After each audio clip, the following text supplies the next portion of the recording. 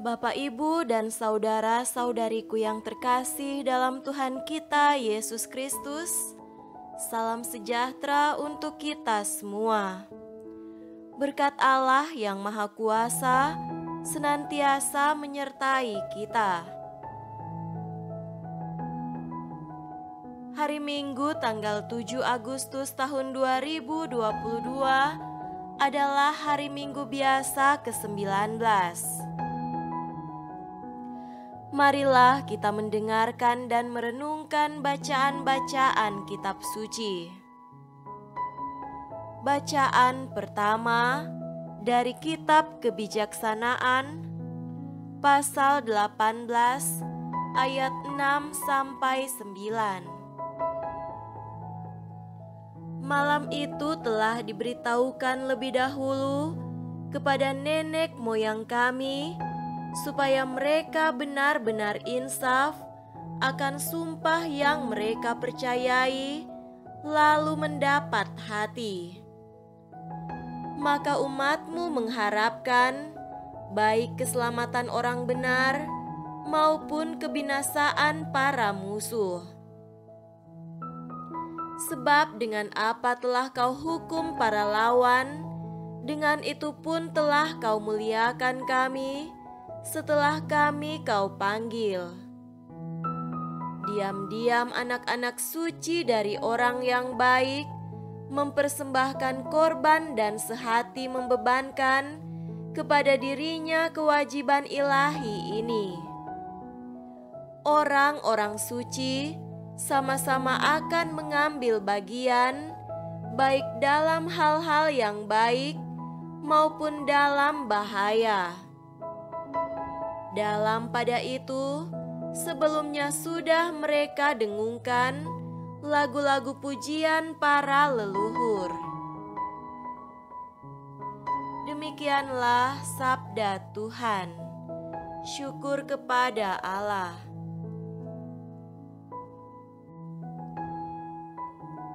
Semoga Tuhan beserta kita sekarang dan selama-lamanya. Inilah Injil suci menurut Lukas. Dimuliakanlah Tuhan. Injil Lukas pasal 12 ayat 32 sampai 48. Janganlah takut, hai kamu kawanan kecil, karena Bapamu telah berkenan memberikan kamu kerajaan itu. Jualah segala milikmu dan berikanlah sedekah. Buatlah bagimu pundi-pundi yang tidak dapat menjadi tua, suatu harta di sorga yang tidak akan habis, yang tidak dapat didekati pencuri, dan yang tidak dirusakkan ngengat. Karena di mana hartamu berada, di situ juga hatimu berada.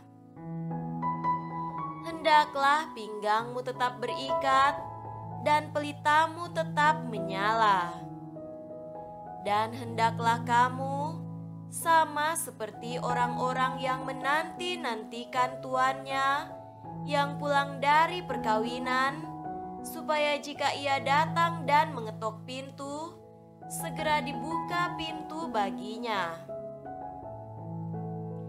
Berbahagialah hamba-hamba yang didapati tuannya berjaga-jaga ketika ia datang. Aku berkata kepadamu, sesungguhnya ia akan mengikat pinggangnya dan mempersilakan mereka duduk makan, dan ia akan datang melayani mereka. Dan apabila ia datang pada tengah malam atau pada dini hari dan mendapati mereka berlaku demikian, maka berbahagialah mereka. Tetapi ketahuilah ini, jika tuan rumah tahu pukul berapa pencuri akan datang, ia tidak akan membiarkan rumahnya dibongkar.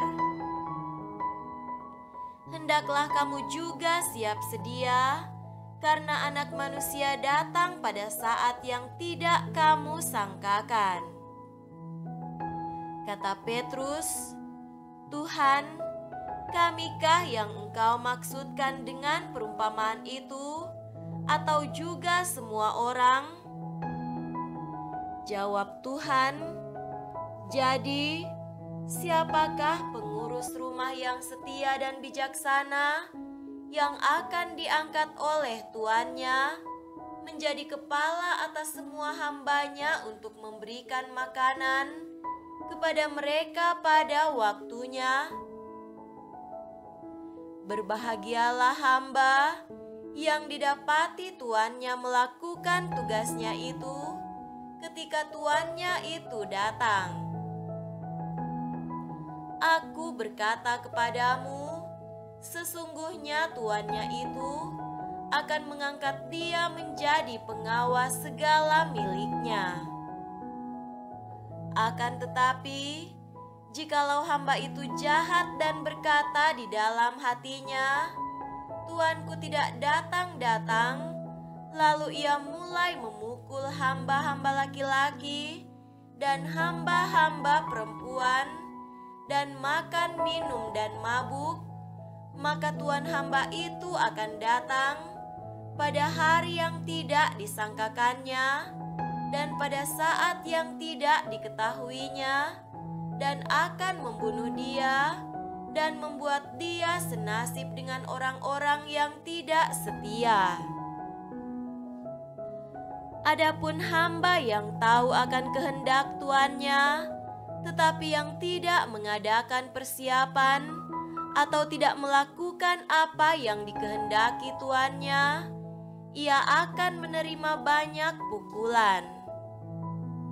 Tetapi barang siapa tidak tahu akan kehendak tuannya dan melakukan apa yang harus mendatangkan pukulan, ia akan menerima sedikit pukulan.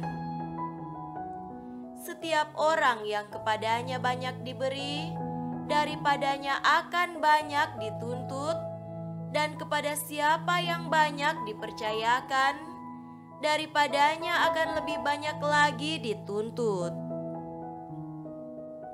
Demikianlah sabda Tuhan. Terpujilah Kristus.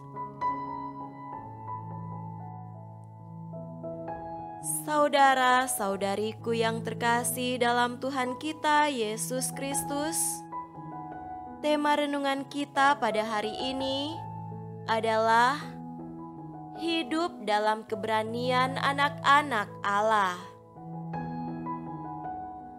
Amat beralasan kalau kita memilih tema ini pada hari Minggu ini, karena tema ini juga menyentuh pengalaman kita soal begitu banyak ketakutan dan kekhawatiran dalam kehidupan. Tidak sedikit orang Kristen yang tidak tenang hidupnya gara-gara ketakutan dan kekhawatiran, entah akan masa depan diri dan keluarga, kebutuhan ekonomi, pendidikan, tuntutan dan kewajiban ini dan itu.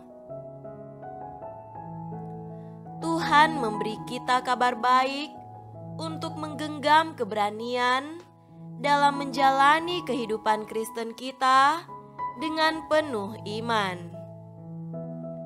Bukan berarti ketakutan itu hilang dengan sendirinya, melainkan iman kita sedemikian besar sehingga mampu mengatasi dan melampaui segala ketakutan. Sehubungan dengan ketakutan dan kekhawatiran, sejak zaman dulu dalam Alkitab, umat Allah telah bergumul dengan pengalaman yang sama. Pertama, orang-orang Yahudi yang tersebar di luar Palestina dalam wilayah Kekaisaran Romawi sebagai orang-orang yang malu akan hidup mereka karena sudah tercabut dari akar keyahudian, sudah lupa akan bahasa ibu mereka, yakni Aramaik, dan kini berbicara bahasa Yunani. Kedua, sebagaimana yang dilukiskan dalam surat Ibrani pasal 11 ayat 1 sampai 2, dilanjutkan dengan ayat 8 sampai 19, adalah orang-orang dari pelbagai kelompok yang bertobat menjadi Kristen kurang lebih 40 tahun setelah Yesus wafat. Mereka pun mengalami ketakutan dan kegelisahan, suatu krisis identitas setelah menjadi orang Kristen. Ketiga, kelompok orang juga sekitar 40 tahun setelah kematian Yesus, sebagaimana yang dicatat dalam Injil Lukas. Mereka adalah orang-orang yang khawatir akan tertundanya kedatangan Tuhan pada akhir zaman, sebagaimana yang dicatat dalam Lukas pasal 12 ayat 32 sampai 48. Perlu kita ketahui bahwa jemaat ini adalah jemaat Kristen yang berasal dari golongan kafir yang bertobat. Nyatalah bahwa iman yang lemah, tanpa dasar dan goyah, menjadi penyebab segala ketakutan. Iman yang lemah digerogoti oleh banyak kekhawatiran dan dirongrong pelbagai ketidakaturan, bahkan kejahatan dunia ini. Warta Sabda Tuhan hari ini menyingkapkan hal penting dalam hidup kita, yakni kekuatan iman. Kerap ini merupakan hal konseptual dan abstrak. Itu bahkan acap kali dipandang sebagai slogan berlebihan atau muluk-muluk penyedap telinga. Tetapi ketahuilah bahwa itu bukanlah tidak mungkin. Saudara-saudariku terkasih, sejarah keselamatan dari Abraham sampai sekarang ini telah membuktikan kebesaran kekuatan iman yang menghasilkan rahmat, pertolongan, dan pembebasan. Tidak ada senjata lain dalam sejarah keselamatan yang mempertahankan kesetiaan orang Israel pada Allah, bahkan para murid kepada Yesus Sang Guru, selain senjata iman.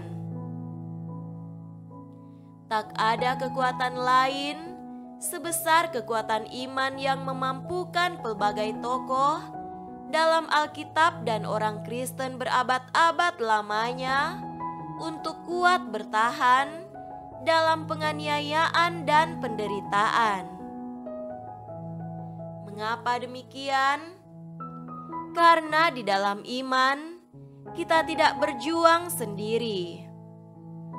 Allah yang berjuang bersama kita, membela dan menguatkan kita, membuat kita bersabar dan tenang, kuat dan perkasa menghadapi setiap perkara seberat apapun.